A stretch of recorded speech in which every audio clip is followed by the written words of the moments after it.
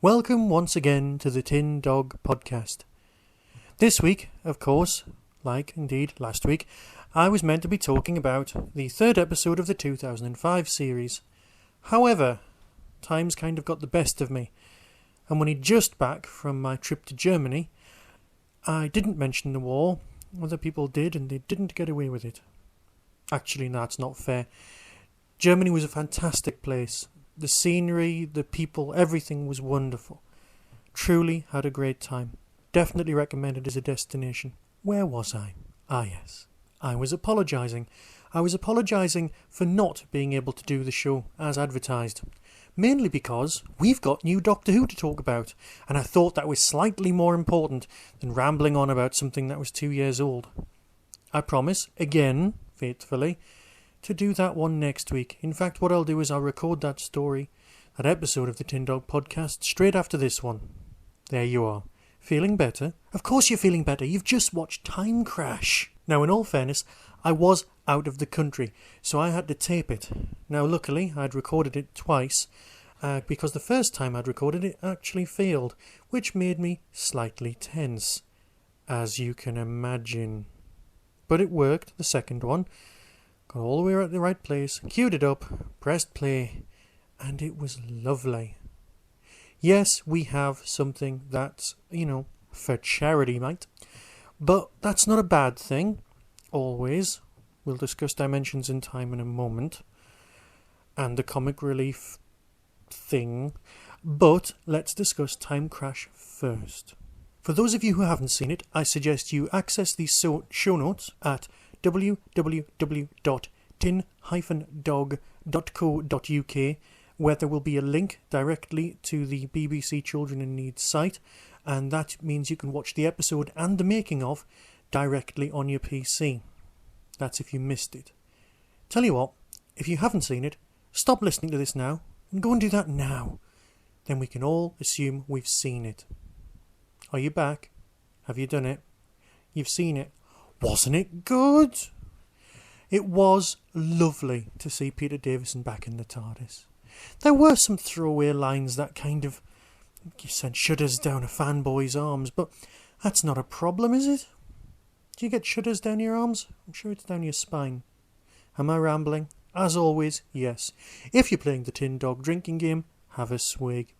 There isn't actually a Tin Dog drinking game, but I'm sure there should be. The most important thing about this story, I believe, is that it's canon. It fits.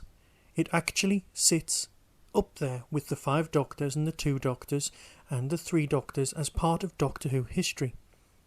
It's not Dimensions in Time, although it fitted in almost perfectly to exactly the same slot. It wasn't comedic, it wasn't throwaway, it fitted, and it was filmed in exactly the same way that the show was made. David Tennant is a fanboy in real life. He loves the show, and he's exactly the same age as myself, which meant he grew up first with Tom and then mainly with Peter Davison. When he was watching the show, Peter was his doctor. And that's the speech that will stay with you when you watch it.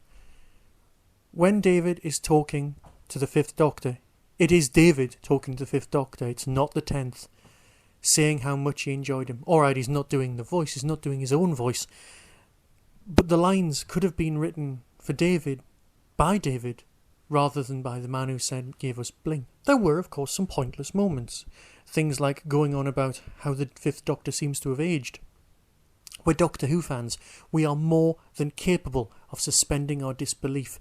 For God's sake, we believed that Richard Hurndall was the first Doctor in the 5 Doctors.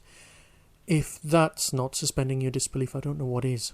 Like most episodes of this sort, there are of course references to other things. There are references to Linda, in the episode of which we do not speak.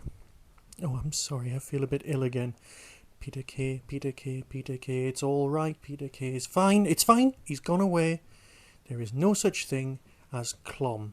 I'm sorry. Right, I've calmed down from that, it's fine, I won't get upset about Clom again until I get around to doing the review of that episode. Oh, I'm so looking forward to that, because today we're talking about Time Crash. Everything was right about this story, apart from perhaps a section of the TARDIS from Davison's era appearing. Oh, I don't know. I would have liked a bit of the old TARDIS to materialise inside the new one. I know it's basically the same ship, but it is, but it isn't, but it is. Oh yeah, who cares? It was just lovely. Everyone's a fanboy. Everyone enjoyed it. Nobody's said a bad word, and if they have, I just haven't seen it. Ah, bliss. So, does this mean that eventually, because of course this had 11 million viewers, people would like to watch a multi-doctor story? Well, I believe they would. I believe it would be time to get McGann out of his box and give him a run for his money. Let's face it, McGann, Eccleston and Tennant would make a lovely 3 Doctors, almost good enough to match the original. It would be a lovely tale. But of course, certain producers think that multi-Doctor stories are just an excuse to dress up. Well, I believe after the experience of this story, that's no longer the case. The 3 Doctors, the 2 Doctors and the 5 Doctors will of course get their own episode of the Tin Dog podcast in time. Dimensions in Time I'd rather ignore, but then again we'd all rather ignore it. It's still there. It's not the elephant in the room, but it is something we'd all like to just purge. But not purge from our own memories, purge from everyone else who ever saw it. Dimensions in Time was a sort of cross between EastEnders, the popular, and I use the word advisedly, soap.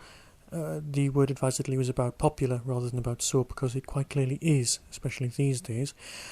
And Doctor Who. It wasn't a clever idea, it wasn't a good idea. It just wasn't good. I'd rather we didn't go there. It was a mishmash and a pointless waste of time. But it was for charity. This was also for charity, and this was great.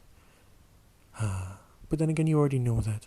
Okay, this weekend I will be going to the Terence Dicks event in Bradford, where there will be screenings of his stuff, talks, all sorts of stuff. It starts at 1 o'clock. It's already sold out. But then again, by the time you get to hear this, it'll be the day itself, because I'm going to broadcast this on Saturday. Oh, can I just take the opportunity of thanking the guy on Podshock, number 101, who put a shout out for my Peter Davison story. I am gutted that I was unavailable to phone in and partake in Podshock on that one, and I will endeavour to be there for the Colin Baker story. I thought Peter Davison in this was great. I thought during his period as the Doctor, his proper tenure, was also great. But then again, I do say then again far too much. I'm sorry. As a late addendum to this podcast, I just want to say that I'm glad people seem to like the new theme music. And of course I have kept the time travel, the Dalek time machine start and end, so that's nice.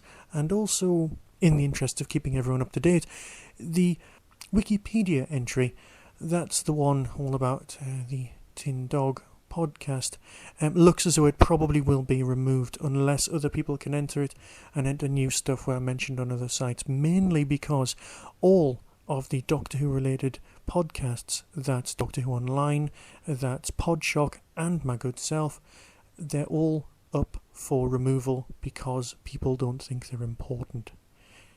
If you think they are important, feel free. Oh, and before I go, can I just give a plug, if not an advert, for the new episode of Tachyon TV. Absolutely hilarious. Yeah, why did I sound quite dry on that one? No, it's great. Please, find Tachyon TV's podcast. It's on iTunes, download it. It's brilliant. It's one of the best made podcasts out there. Really, really well worth listening. Especially if you're an old school fan. That's it for this week. Be seeing you.